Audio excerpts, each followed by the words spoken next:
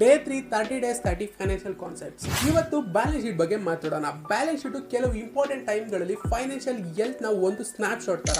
ಇದು ಕಂಪನಿ ಹತ್ರ ಎಷ್ಟು ವೆಲ್ತ್ ಇದೆ ಅಂಡ್ ಎಷ್ಟು ಡೆಪ್ಟ್ ಇದೆ ಅಂತ ಗೊತ್ತಾಗುತ್ತೆ. ಅಂಡ್ ಇದ್ರಲ್ಲಿ ಡಿವೈಡ್ ಆಗುತ್ತೆ assets, liabilities and share holder. Assets company ಏನೇನು ಓನ್ ಮಾಡಿದೆ ಅಂತ ತೋರಿಸುತ್ತೆ ಅಂಡ್ ಲಯಬಿಲಿಟೀಸ್ ಕಂಪನಿ ಏನೇನು ಓವ್ ಮಾಡಿದೆ ಅಂತ. ಈಕ್ವಿಟಿ ಕಂಪನಿ ಇನ್ವೆಸ್ಟರ್ ಎಷ್ಟು ಸ್ಟೇಕ್ ನ ಹೋಲ್ಡ್ ಮಾಡಿದ್ದಾರೆ ಅಂತ ತೋರಿಸುತ್ತೆ. ಅಂಡ್ ಅಸೆಟ್ಸ್ ನ ಮತ್ತೆ ಡಿವೈಡ್ ಮಾಡಿದ್ರೆ current assets and non current assets ಅಂತ. ಕರೆಂಟ್ ಅಸೆಟ್ಸ್ ಅಂದ್ರೆ 1 year ಅಲ್ಲಿ ಲಿಕ್ವಿಡಿಟಿ ಆಗುವಂತದ್ದು ಲೈಕ್ ಕ್ಯಾಶ್ ಮತ್ತೆ ಇನ್ವೆಂಟರಿಗಳು. ಅಂಡ್ ನಾನ್ ಕರೆಂಟ್ ಅಸೆಟ್ಸ್ ಅಂದ್ರೆ ಲಾಂಗ್ ಟರ್ಮ್ ವರೆಗೂ ಇರೋದು. ಸೇಮ್ ಲಯಬಿಲಿಟಿ ಕೂಡ ಇದಾಗುತ್ತೆ current liabilities and non current liabilities ಅಂತ. ಕರೆಂಟ್ ಲಯಬಿಲಿಟೀಸ್ ಯಾವುದು 1 ವರ್ಷದೊಳಗೆ ಪೇ ಮಾಡೋ ತರ ಇರುತ್ತೆ ಅಂಡ್ ನಾನ್ ಕರೆಂಟ್ ಲಯಬಿಲಿಟೀಸ್ 1 ವರ್ಷ ಆದ್ಮೇಲೆ ಕೂಡ ಪೇ ಮಾಡೋ ತರ ಇರುತ್ತೆ. ಯಾರು ಇವನು PUC ಮತ್ತೆ ಡಿಗ್ರಿ ಕಾಮರ್ಸ್ ನೆಲ್ಲ ಇಲ್ಲಿ ಹೇಳ್ತಾವನೆ ಅಂತ ತಲೆ ಕೆಡಿಸ್ಕೋಬೇಡಿ. ಯಾವ್ದನ್ನ ನಾವು ಬೇಸಿಕ್ ನ ಎಲ್ಲ ಗೊತ್ತು ಅಂತ ಅನ್ಕೊಳ್ತೀವಿ ಅದೇನೆ ಕೆಲವು ಟೈಮ್ ತುಂಬಾ ಇಂಪಾರ್ಟೆಂಟ್ ಆಗುತ್ತೆ. ಬ್ಯಾಲೆನ್ಸ್ ಶೀಟ್ ನ ಅರ್ಥ ಮಾಡ್ಕೊಂಡ್ರೆ ಕಂಪನಿಯ ಫೈನಾನ್ಷಿಯಲ್ ಸ್ಟ್ರಾಂಗ್ ಅಂಡ್ ಸ್ಟೆಬಿಲಿಟಿನ ಅರ್ಥ ಮಾಡ್ಕೊಂಡಂಗೆ. ಅಂಡ್ ಇದೇನಾದ್ರೂ ಡೆಪ್ಟ್ ಅಲ್ಲಿ ಸ್ಟ್ರಗಲ್ ಪಡ್ತಿದ್ಯಾ ಅಂತ ಗೊತ್ತಾಗುತ್ತೆ.